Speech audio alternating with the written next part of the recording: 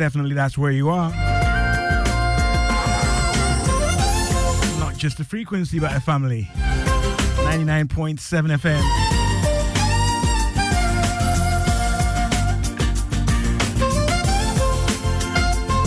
We're revving up. 18th day of Christmas.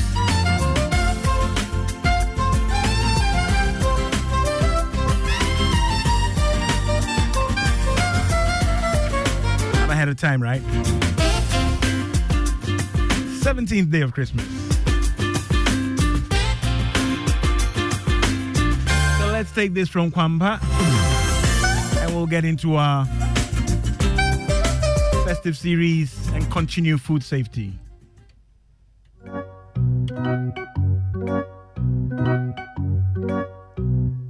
Joy 99.7 FM.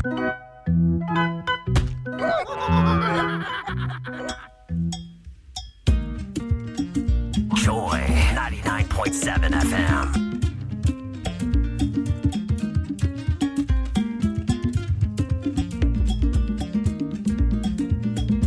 African drops. Kwampa. Sa. Sewa. Bronya. Kediaba. On the first day of Christmas, my true love gave to me a partridge in a pear tree. Sewa. On the second day of Christmas, my true love gave to me Bayanyamamo and a partridge in a pear tree. Sewa. On the third day of Christmas, my true love gave to me Fanta and Katia. Bayanyamamo and a partridge in a pear tree. Sa. On the fourth day of Christmas, my true love gave to me cotton and pepper, Fanta and Katia. Bayanyamamo and a partridge in a pear tree. On the fifth day of Christmas, my true love gave to me a kite. Go to be rich, chingo nyale wangati ni kokaya tutu, and a partridge in a pear tree. Joy 99.7 FM. As my true love gave to me a kite. Go to be rich, chingo nyale wangati ni kokaya tutu, and a partridge in a pear tree. Tani you could be day one. On the first day of Christmas, my true love Joy 99.7 FM. in a pear tree.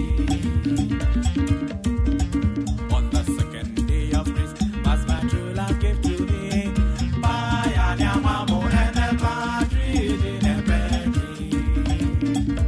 Sewa.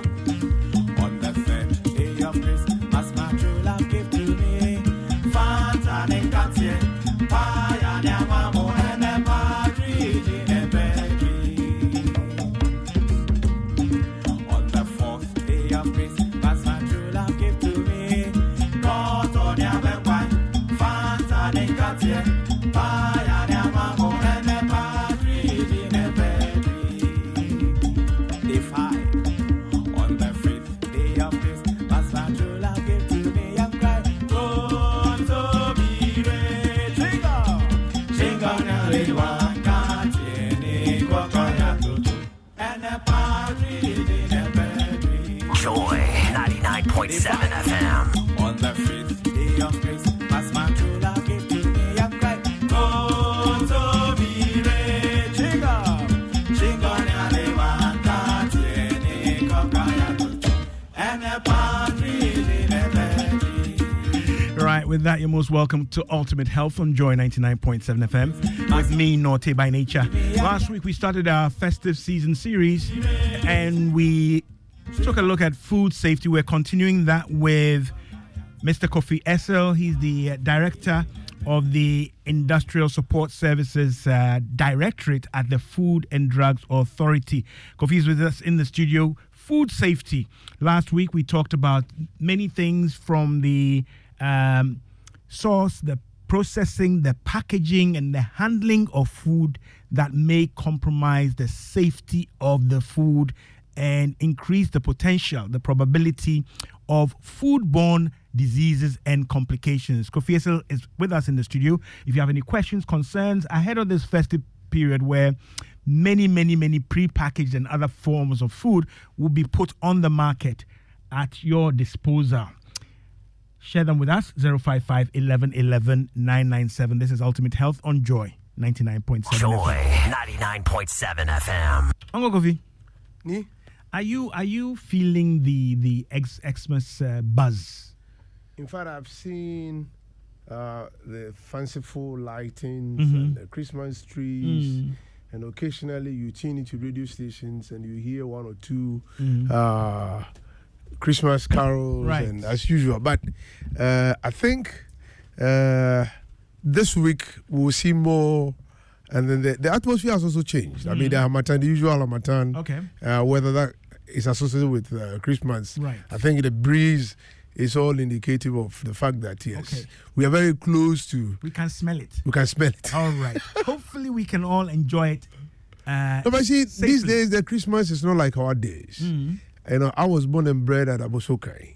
Oh. And so typical gun boy. So by now you'd have done your blue nyachu you say it. with the palm front. With the and- palm fronds, Yeah, but man. you don't see them these days. Uh-huh. You know, we will go look for palm fronds, cut them, and you see the boys in the area will have to build them. There's a Look at the competition. smile on your face.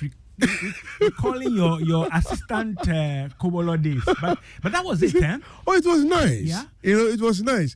And I was telling my daughter the last time that I recall we go for parties and a bottle of Fanta will be shared among 3 kids. You have these cups, and then they pour them into these cups, and they go round. You don't drink directly from the Joy bottle. If you're not 99.7 lucky, FM. you have an older cousin or sibling holding the whole bottle, responsible for distribution and allocation. You will get just And they'll give you a a little of the Fanta. Ah, You know. right? And you're so happy. But these days they have all these drinks around, and Yeah. then they drink them all year round. Chicken is something that Charlie. you know, and so so the euphoria. You're and not I- getting it. Right. Yeah. Okay. Let's come cut to chase and come back to food safety. We said the series of processes, policies, laws that guarantee the safety of food, all the way from the production site or farms, manufacturing sites, and so on. Its handling, its processing, and its packaging. And we learned from you that at any stage of this spectrum, it is possible to compromise the safety of the food, and thereby food safety processes and food safety encompasses all the processes, laws, procedures that secure or seek to guarantee the safety of the food. Am I right? Sure. Yeah. So we looked at some of the things that logically are handled by other state structures and agencies. But coming back to what we discussed with you last week, a lot of people were calling in about leftover food, managing food, and so on and so forth. We understood that we could introduce pathogens and increase the likelihood or the potential of foodborne illnesses or diseases. So we talked about that. But today I want to move to the area of pre-packaged foods. Many of the stuff we see on our shelves are packed. They are packaged. All right. And my understanding from reading is that even with packaging or pre-packaged food, there is the potential that food safety may be compromised. So Yeah. let's talk about it. When we say pre-packaged food, what kind of things are we talking about, Uncle Kofi?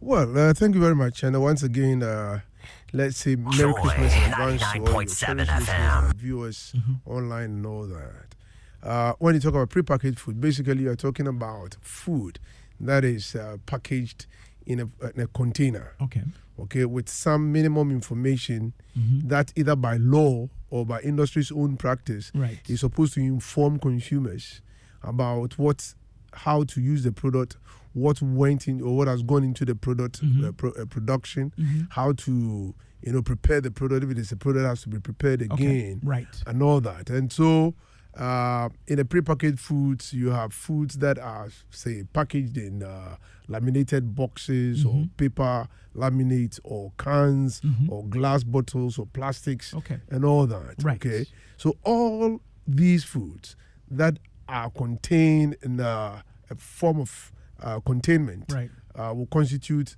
prepackaged food. Some of them may be in the raw state. Some of them may be ready to eat. Some of them may be pre-prepared or pre-cooked that you have to process further. Some of them may come within a modified atmosphere, what we call the MAP packaging. All right, with a modified atmosphere or modified atmospheric packaging, it is a way of preserving the food further or presenting it further. So if you take let me take a very common product people can associate with. Take Nkate burger. For example, you see it that puffy. Yeah. Okay, and you open it and there's a gas that comes out. You feel that puffy sound. So it's supposed to be puffed up. Yes, but you have some that may not be. That may not have the modified atmospheric packaging. Right. And so this one you flash gas into it. Okay, and the gas. Because this peanut and it has oils and all that, it may go rancid. And so you flash an inert gas into it. That is food safe. Right. All right. So the inert gas will not change the functionality. So it's serving a purpose. It serves a purpose. So all modified atmospheric packaged foods, the gas that is used has a purpose. And the idea is to preserve the food, extend the shelf life and all that, and preserve the crispiness or maybe prevent rancidity or things of that nature. Right. So when we talk about prepackaged foods, you are dealing with all these foods, whole range of things, the whole range of products, and the whole range of processes, packaging, and then they have gone through different sorts of packages. Some are ready to eat, some are fresh or raw. Some will have to be prepared further because they have been pre-prepared and all that. And they will always come with information on the packaging. Right. Okay, so unlike Gary that you're going to buy with Olonka, once the Gary goes into a form of a packaging, okay, and it eases distribution or transportation of the product and all that. Okay. So beyond preservation, it also helps with information. It helps with handling and then transportation and what have you. Yeah. Right, great stuff. 21 minutes past the hour of 2 on Joy 99.7 FM. The program with me, Naughty by Nature, is Ultimate Health, your ultimate guide to healthy living. This and every Sunday, 2:05. We bring all the issues, so long as they impact on your health, your well-being, your life. We will talk about them. Today we're doing that, continuing that with Kofi Essel. He's the director at the Industrial Support Services Directorate of the Food and Drugs Authority. We're looking at food safety, especially, particularly, and emphatically during this period where everything is out there. Everybody wants to sell what they've got. They want to clear out their stores, right? What kind of things should you be looking out for? What kind of tips, telltale things would indicate if that food you're about to consume or even purchase is compromised with regard to food safety? Uncle Kofi is just sharing with us that the food should be packaged. There are different types of packages. There are different types of things that are done to the food in the package or added to the food in there to preserve it, to make it safe, to keep it fresh and in a particular state, right? He adds essentially also that food or prepackaged food must come with information, right? Either by law or by industry standard. You, the consumer, the person who procures, must be equipped and provided with information. We'll go into the details of what should be on a label, what kind of information, how should it be presented, and whether the lack of that information constitutes a challenge to food safety. You can share with us 055 11 11 997, and shortly I'll activate the phone line. So, Uncle Kofi, food is packaged, right? There are different types of packaging. So you just talked about Nkate burger. So if I buy carton juice, it's also a sort of packaging. There are probably some processes that must have been undertaken to keep that juice in a certain state. Right? You mentioned critically last week that no food is stable or sterile. There's always something going on with food, right? And we seek to control and manage those processes as we prepare and process the food, right? So as soon as you change the conditions, then those things become more active. All right. So packaged food, let's look at the information. What should I see on packaged food, right? Okay. And also, I want to understand if that information is not up to required standard, would that maybe flag the food, right, as perhaps not safe? Okay. Right. All right. So first and foremost, let us understand that the type of packaging that is selected for any particular food depends on a number of factors. Okay. Okay. The state of the food, the nature of the food, the presentation of the food will make the manufacturer select a particular product, a particular packaging for that food. Right. Why would you put beers not in Tetra Pak like boxes? Okay. But you put them in glass bottles. Okay. Their traditions, things, and Right. so all these things come into. But the most important thing is that the packaging material to serve the purpose of a barrier, and that barrier is to prevent exchanges of gas. The packaging should be such that it's able to withstand any pressure that is put on it to preserve the food. Right. So that is very, very critical. And not all that go into the planning or the design of the packaging of the food and how it should be transported and what have you. Okay. Now you asked the question about information. By law, if you take the LI 1541 of 2000, the labeling information that is required for food, and that has to do with the Ghana standards. Okay. All right. It talks about the fact that every pre-packaged food should have a name prescribed by law. The name of the food. A name prescribed by law. Okay. All right. And that name should be descriptive.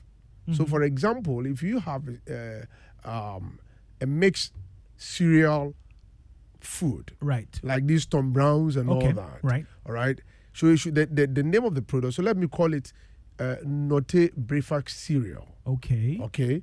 If I say Notte breakfast cereal, if it is a single cereal product, okay, that is it. But if it is a multi-cereal product, then it should carry that information. Right. So when I display the product on the shelf, anyone who sees it will know that this is a multi-cereal product. Okay. So the name of the product should be descriptive and should inform the consumer what it is. Okay. So there should be a name prescribed by law. Right. Then secondly, you go into the list of ingredients.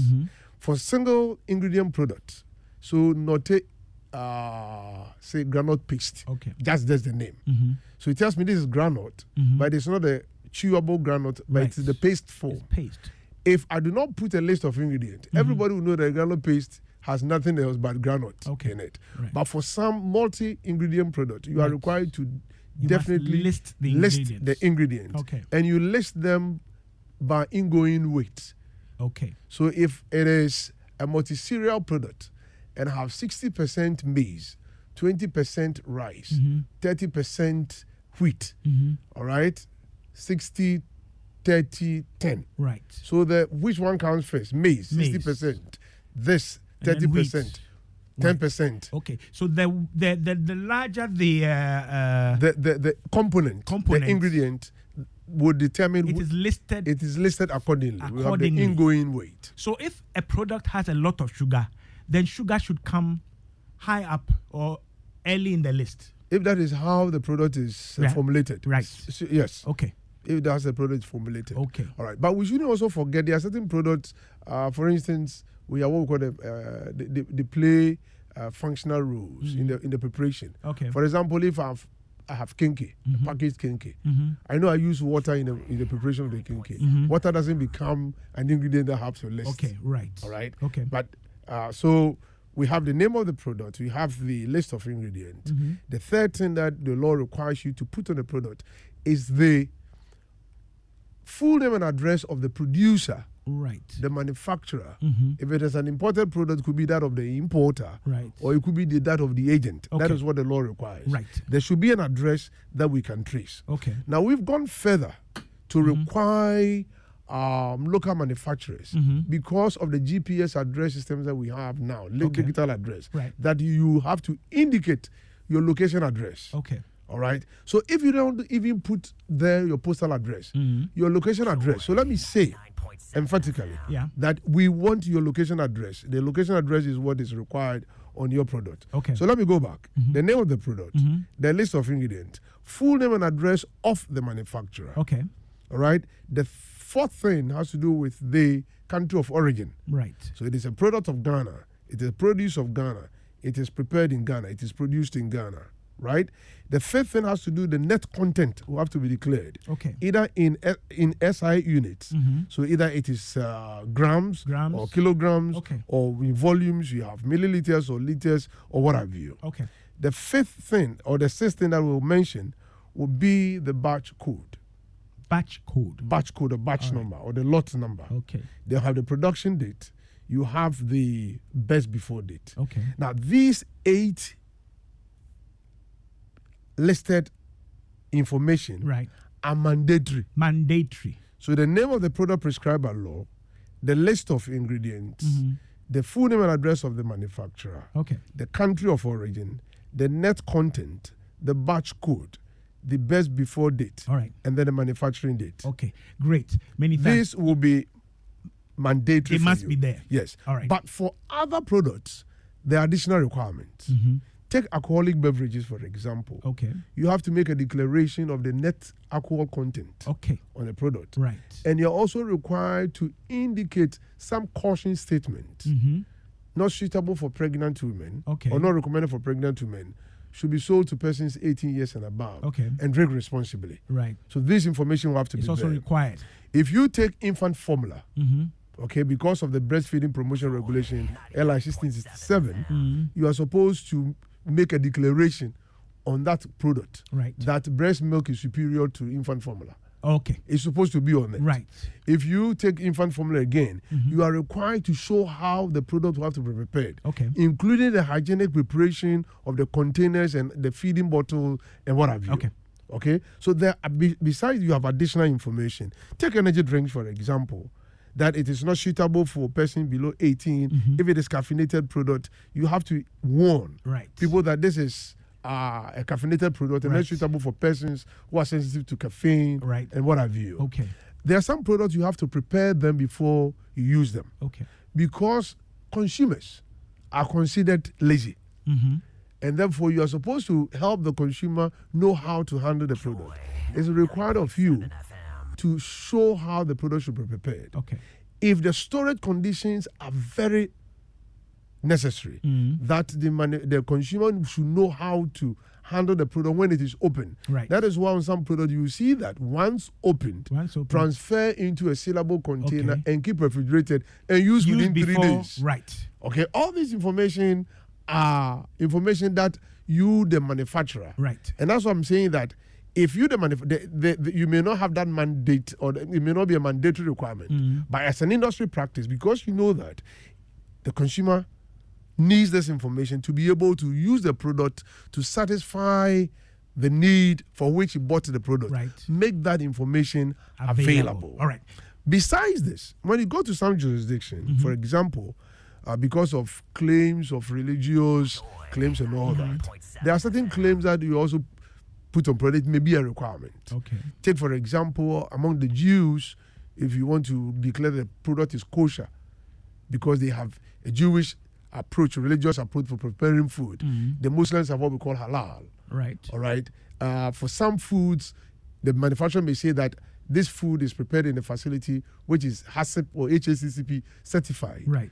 When you put those things on a product, they become claims. Right. And the regulator will require you to justify the claims you make. The claims that you are making. All right. All right. So you have mandatory labeling information that is required of you. Okay. Take, for example, the ingredients. Let me just break in for a second. And folks, if you just joined us, we're still talking about food safety with Kofi Essel of the Food and Drugs Authority. He's just listing the information required on pre-packaged foods. And the context and the understanding is that this all serves and is designed to enhance food safety.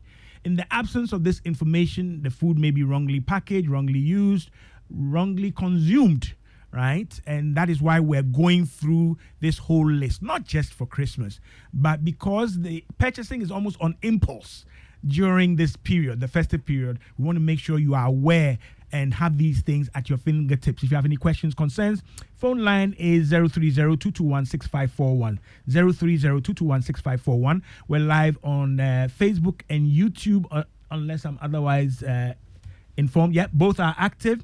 And WhatsApp is 055 11 11 997. You're on Joy 99.7 FM. Joy 99.7 Oh yeah, FM. Afienya, I see you. Afishapa to you. I know you be jamming.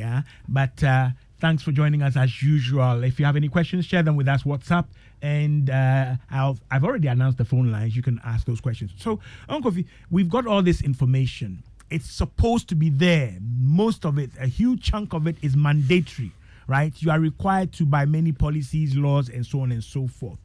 Before this food is pre-packaged, I know for local production, for example, FDA examines or assesses the place of production and all those things, and they issue licenses and so on that indicates that the food product is recognized and certified as what it claims to be by the FDA. I'm curious, you didn't mention that in the list of mandatories, that there should be some certification or notification or information on the status of the food product with regard to the FDA. Well, what I mentioned basically has to do with you have the Ghana standards for labeling. Right. Of prepackaged food. Mm-hmm. So what I mentioned was the overall, the generic, the generic one. Okay. Once the food is registered, especially for local foods, you see the Food and Drugs Authority's registration number. Okay. All right, and it is different from the facility number. Okay. So if your facility is licensed, you don't transfer the facility number to the product number. Okay. To the product. It is a product that is registered. Right. That has is supposed to have that registration number. Okay. All right. And that registration number always is preceded with the initials of FDA, and then you have the product code. Then you have the product, the FDA, the product code, the year of registration, and then the number of that particular product. That's a lot of numbers. So yeah, so you have the FDA, the product code, which is usually a 2-digit product. Okay. A 2-digit code. No, the FDA will be 3 letters. Okay. Right? Then you have a 2-letter code for the product. All right. Every product, based on classification, will have a 2-letter code. Okay. The first letter is always a capital. The second letter is a small letter. Right. And then you have 2 digits of the year of manufacture. Okay.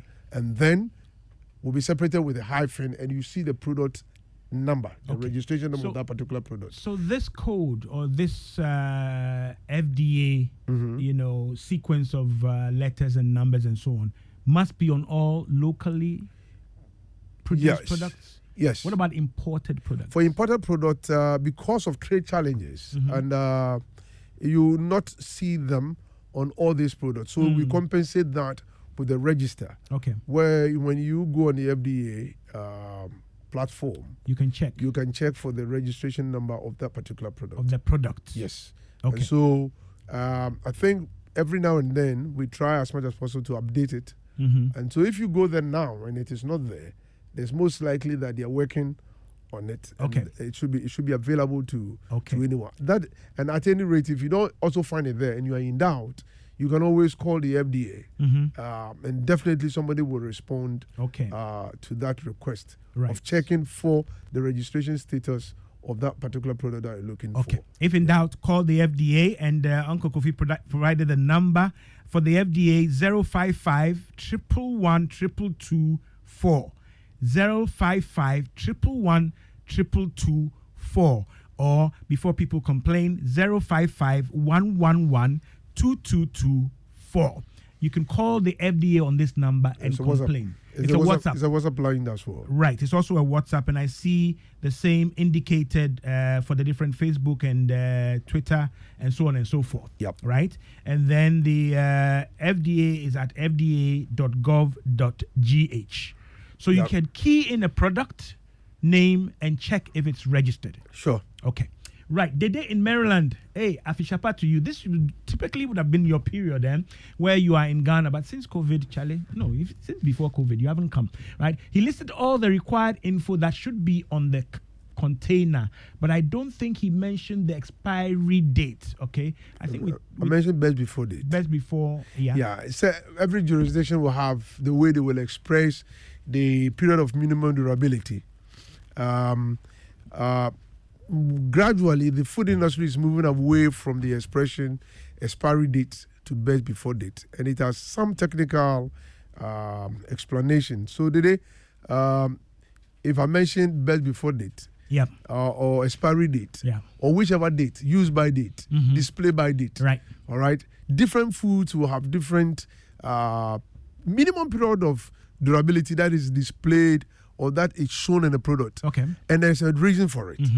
You cannot put a best before date for salads. Okay. For salads, if you see a date marking on a salad, you usually will say display by date. Right. Means that beyond that date, and for some time, for some products, you may not even see the date, you may see the time.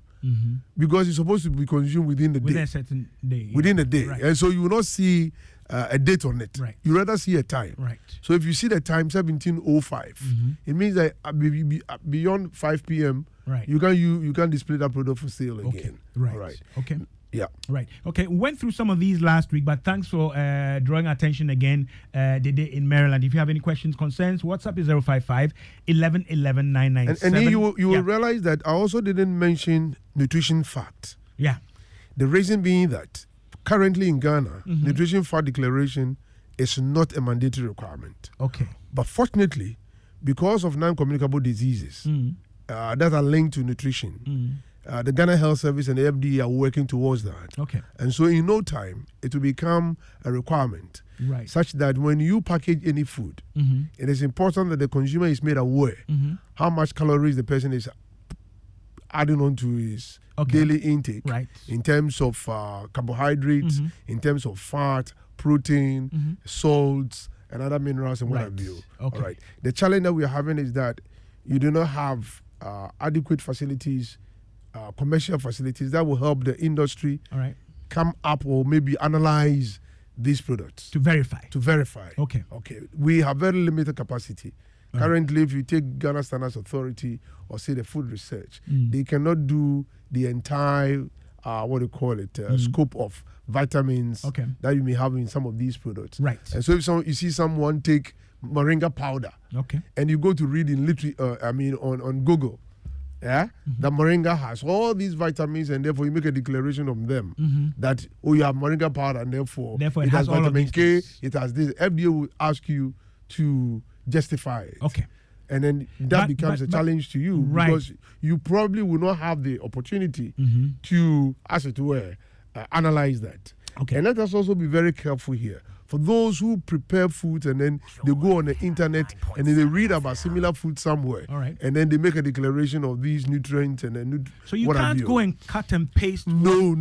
Right, a similar product in the US. Moringa that is grown in Seshi, and a moringa that is grown in Accra, or moringa that is grown in the north, also known as Yevuchi, you see, may have different composition of these nutrients, right? Because of the availability of the minerals in the soil. And so when you go to pick this information in literature, scientifically, it doesn't make it right. Okay. And that is why you as a manufacturer will have to analyze the product. There have been some attempts to use softwares. And so you put in the food ingredients and then the software will generate some nutritional information to tell you that based on that. But it is not allowed in all jurisdictions. Okay, right. Okay, so if you're in America and then you're a manufacturer there and you're doing that, when you come to Ghana, you tell me you did this by this software. Okay. Has it been validated? Right. How do I know that the software used and information provided is adequate? No. All right. The laboratory test will give us the right information. Okay, 42 minutes past your hour, 2 on Joy 99.7 FM. We're still doing food safety for the Yuletide period. If you have any questions, concerns, WhatsApp is 055 11 11 997, and the phone line is active 030-221-6541. I'm with Kofi Esel of the FDA. Linda Inosu, Afishapa to you and your husband and the family listening and learning as usual. Merry Christmas, many thanks, and season's greetings to you as well. So let's have your questions. Uncle Kofi, so this is information that should be on the package. Sure. Is there anything that we can quickly spot on a package? Let's use a couple of examples. Let's say it's carton juice. Let's say it is canned product. Are there any telltale signs that could, indicate or suggest that the safety of the product is compromised? Well, there are some obvious features. Bloating of the cans. Let me just remind listeners that the FDA contacts, the numbers and everything are on our Facebook and YouTube as well. They are online, so you can get those numbers there. I have a caller on the line, Uncle Kofi. Hold on. Let me just take that. Hello, good afternoon.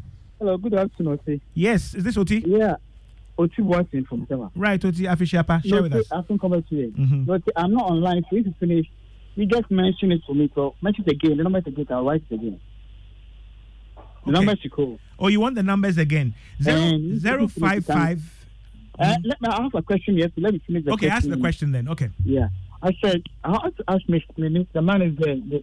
Yeah, Mr. I want to ask them, how can they have the QR code on any food item? So if you have a QR code, the app there, if you signal it, you put the label or something, you see that this food was expire this day. This day it's supposed to have this time expiring.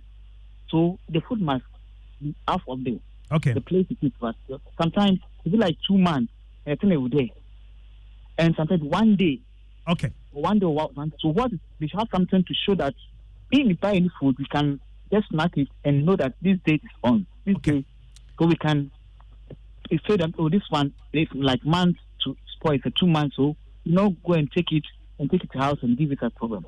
Are they planning to do something like that? Okay, right. Are you migrating to using QR codes to scan the veracity of the information, its status with the FDA and all that? He's suggesting that if you had this, then a consumer could just use the scan code and then act accordingly. These things are evolving, and they evolve with technology. Right. All right. So availability of people in the community having Android phones or any of these smartphones that can read QR codes and all that. But if people are still using YAMS and what have you, you will probably want to stick to the conventional ways of providing information to consumers. But it's a laudable idea. In some areas where Android phones or smartphones have become the order of the day, and you never see anyone using YAMS and what have you, as we call them. Issues about these date markers. Yeah, you can easily put them on the code them into the QR codes. But let me quickly add this. Currently, we are working together with some partners.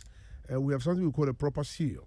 Okay. And another proper seal system is a structure that allows you to key in any consignment of products that you have brought in. Okay. All right. And so, for example, you brought in a certain quantity of product this year, this December. You key into that system the batch codes of the consignment that you brought in, the date markings and all that. Okay. I can sit in the office and tell that this particular batch numbers were brought in December. Right. And they will all expire in July 2024. Okay. If somebody attempts to change the batch, what do you call it, the expiry date on that product, and it comes to our attention, we can go into the system and then tell that this particular batch number, it should have expired in July. Right. And that is been tampered with. It's been tampered with. This we've started on a pilot. And currently, for all medicinal products, are registered onto this proper seal system. Okay. Now we've taken on canned foods. Right. So all canned foods are also going into it. Okay. And so let me also serve judicial notice to all those who are advised or caution to all those who attempt to change date markings on products. It will get to a time they will not be able to do that again. Because if you do it, and then we are looking at these other technologies that are coming in. The proper seal is a technology that has been made available to the FDA, and we have deployed. You're deploying it gradually, progressively. And so things of that nature. Currently, I think everybody will see how You know, the time pass when people will call you and tell you he's calling from MTN and that you have won this and all that. Right. Frauds on mobile phones and all the mobile phones. You realize that over time it's becoming very unpopular because people have gotten to know the tricks, and then it will get a time all these things will be things of the past. Okay. But for the purposes of this Christmas and then for the purposes of public education, we will still want people to understand that there are some key things that you can look out for when you are buying any canned foods or prepackaged foods. Okay. For canned foods, I've mentioned the fact that it can be bloated. So look out for signs of bloating. Right. And when a product is bloated, you can usually pick it from the ends. You see the ends will pop up. Okay. And then you look out for signs of leakages. Right. All right. So if you see the product leaking or you've seen dents, okay, the things that we normally don't take care of are the dented cans. Right. Now, when cans are dented, what happens is that there is a lacquering or a lacquer that sort of separates the product or serves as a barrier between the content of the cans and the metal that is used inside the can. Inside the cans, you have the lacquer. Film of lacquer. Yes. That protects it from direct contact with metal. So that because the food acids in the food will react with the metals, produce hydrogen, and it poison the food and all that. That is why you have to have that lacquering. Okay. When the product becomes dented, the lacquering wears out. Okay. And then the content now begins to react with the cans. With the can itself. And then the production of hydrogen in the product makes it poisonous. And therefore, when you are selecting any canned food, you are advised to desist from picking dented cans. Right. Most importantly, when the dents occur at the seams. And so if it is a 3-can product where you have 2 ends that are seamed together and you have the body seam. Right. All right. And then the dent occurs at any of these seams. Right. They become very dangerous. Okay. All right. So people should be very careful of picking dented cans. All right. Okay. 50 minutes past. And rusty cans. Yes. Okay. Did they ask BPA? That's is it bisphenol A? Yeah.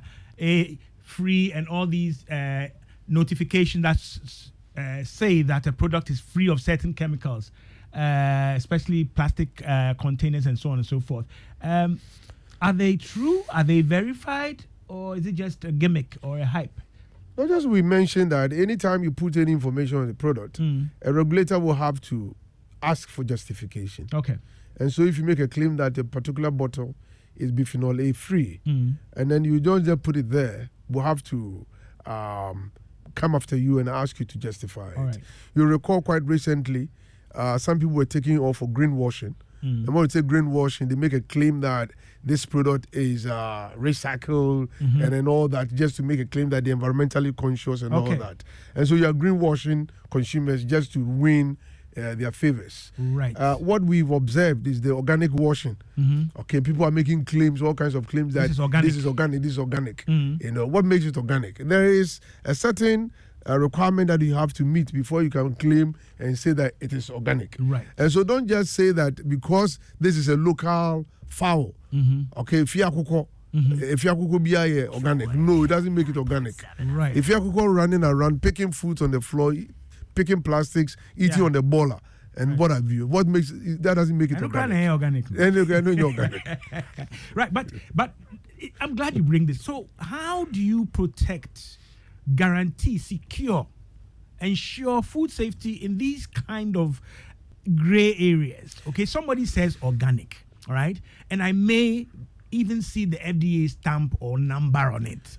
Does it presuppose that that has been verified, that claim has been verified?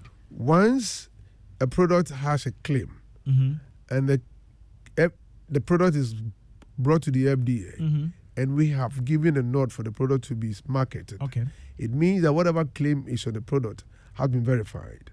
If, for instance, you decide to go and change the packaging after the registration is done, all right, FDA has every right to withdraw that product and then slap serious administrative charges on you because you have deceived us. We did not verify the product for organic certification or organic claims. After the registration was done, then you decide to go and so one of the requirements for registering product with us or for seeking for market authorization is for you to give us a label of the packaging that you're going to put out there. Okay. And it is in our database. Right. And so our officers who go for market surveillance have a data glass where they can key, they see the product in trade, they key in the name of the product into the data glass, and it pulls out for us to see that this is the product that was registered. Okay. Even when someone is imitating your product, all right, and there are certain features. I'll give you a typical example. This baked beans product, very popular one. Right. Heinz, right? Okay. Heinz baked beans, if my memory serves me right, is packaged in an aluminium, white, let me put it that way, white cans. Then all of a sudden we go into training, we see Heinz baked beans packaged in the gold can. Right. So immediately you raise suspicion that there's something wrong here. And lo and behold, someone who has brought in baked beans and was not selling. Right. Wants to benefit Waited from the brand. until there was some scarcity of Heinz baked beans. Goes to this popular area, Accra Newtown, printing house Hope. Yeah. Okay, to go and print labels of Heinz baked beans. And it was changing the labels of his baked beans. Okay, so this can be picked up and detected. It can be picked All up right. and detected. We have a few minutes left, and we have to also switch over for live coverage of our 9 lessons and carols. Please, is it true that the best before date does not mean that the product has expired, but rather it means that the product tastes best before that date? Last week we covered this, and we said that... Let me repeat myself. These declarations are minimum period of durability.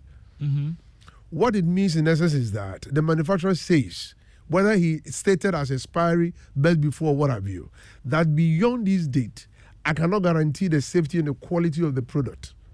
So whether it was declared as expiry date, I don't want to go into the technicalities, but for you as a consumer, take it that whatever date that is declared in the product, I will advise you, beyond that date, don't use the product.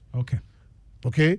Technically, what we are saying is that the manufacturer says, look here, I cannot guarantee the safety, the quality. So if I cannot even guarantee the safety, or the safety is even okay, but the quality I cannot guarantee, what it means is that when you use the product, you may not get the same thing. Okay. There was something I was experimenting. Soap has expiry date on it. Okay. And somebody was asking, my wife was asking, why should there be expiry date on soap? And you realize that when the soap expires, its foaming capacity goes down. I get my point. Yeah. You might think that, can soap expire? Right. Yes. Beyond the date that is declared, the foaming capacity even goes down. That is a quality issue. Right. And once it cannot foam properly, its ability to bring about cleansing is compromised. Right. All right. But this is soap. But with food, beyond this date, if it's an issue about the package, because over time, the environment acts on the packaging and all that, the porosity may go down. All these things are taken into account before we give a date, or we state a date of minimum durability. Okay? That beyond this date, nobody can guarantee the safety and the quality of the product. Okay. So don't use the product. If it's in your custody at home, and you want to play with your life, and you want to use it beyond the date, it is your own wahala. Right. But if you even give it somebody as a gift during this Christmas, the oil is supposed to expire in November, and you gave it as a gift this December to somebody who is a neighbor for free, and that person eats the product, and something happens to the person. Be mindful and know that there is a provision in the Public Health Act, Part 7, that the FDA will hold you responsible for giving out something as a gift that was not safe for consumption. And it includes parties. So those who be organizing parties, be careful of the food that you serve. If it is rice and if it is salads and all that, they should be on ice. People should not be invited to your house to come and eat banku and tilapia and fall ill. If anybody goes to the hospital after that, and it shows that the banku and the tilapia was eaten in your premises and they fell ill, don't say that, as defense, so I didn't charge them. It was a party. I gave it down for free. No, the law will take you on. All right, we're almost running out of time. Quick one, just a quick direct response to this. Uncle Kofi, are you able to do food or product recalls in Ghana? We do that. You do? We do that a lot. Okay. Is it effective? When you Yes. say batch number, this, does it really happen? We hear the announcement. Because we are giving, you see, we go into your operations and we get to see the quantities of that particular batch that has been affected. And we ask you to do a recall. Okay. And we look at your recall potential. Right. What quantities have been recalled and all that. And then after that, we ensure that the product is disposed of appropriately. And so recalls are done, and it is done all the time. Okay. All right. So we have that capacity. Yes. Okay. All right. So your complaints and your feedback is very, very important to the FDA. What is the FDA doing about hot food to ingest, like bangkun that is wrapped in polythene and plastic bags and sometimes exposed to the sun for sale? Does one realize the chemical reaction of hot food and the polythene? And there's been a lot of talk about this and the illness or sicknesses that may come from it. While countries have banned this, I've noted that this is the craze in Ghana. Styrofoam as a food container is almost phased out in many countries. Dede is asking, quick answer on this. Hot foods, plastics. The first question is that these plastics were not designed. We have a minute. Yeah. Yeah, they were not designed for such foods. Okay, nobody has done any, what do you call it, stability studies on them. Right. My advice that I've always given to people is that, you see, we introduce certain things without any scientific background to them. Okay, but I'm also very careful to just jump to a conclusion and say that it is dangerous, because I also have that information as much as possible. And where you have a scientific community challenge, or the scientific community is not, unanimously addressing the issue as it is, regulators find it very difficult to take certain position unless there is a compelling, legal position that is compelling us. Take for styrofoam, for example, what we call the takeaway packs and all that. These ones are not designed for microwave. Okay. Please. So those who go and buy these foods, or they go for